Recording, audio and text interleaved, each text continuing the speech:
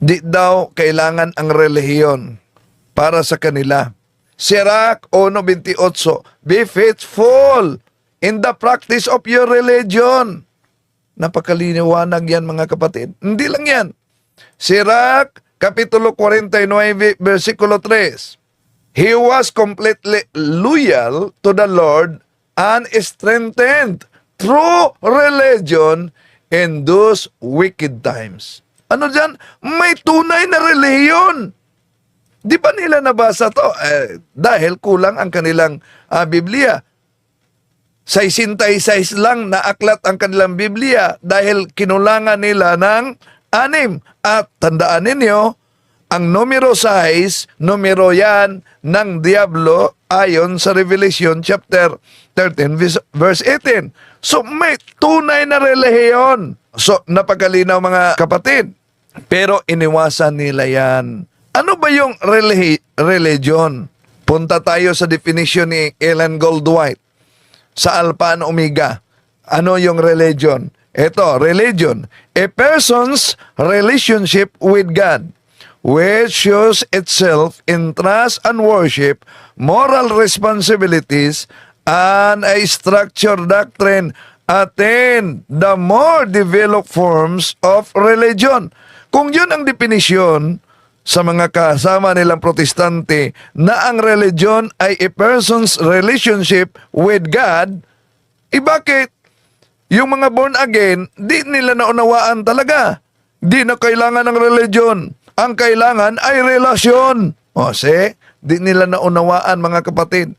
Tutol ng tutol sa relihiyon, di naman naunawaan anong ibig sabihin ng relihiyon.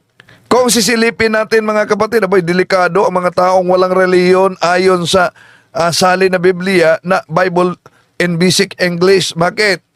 Kung tingnan natin ang unang Pedro Kapitulo 4, versikulo 18, ito mabasa natin, and if it is hard for even the good man to get salvation, what chance has the man without religion or the sinner? Ano daw? Kung mahirap maligtas ang mga tao na mga mabubuti, ano pa umano? Yung mga taong walang relihiyon o mga taong mga makasalanan. Kaya isip-isip naman mga kapatid na ang tunay na iglesyang tatag ng ating Panginoong Hesus ay taglay niya ang tunay na relihiyon.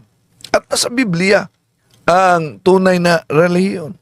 James chapter 1 verse 27, religion that God our Father accepts as pure and faultless is this: to look after orphans and widows in their distress, and to keep oneself from being polluted by the world.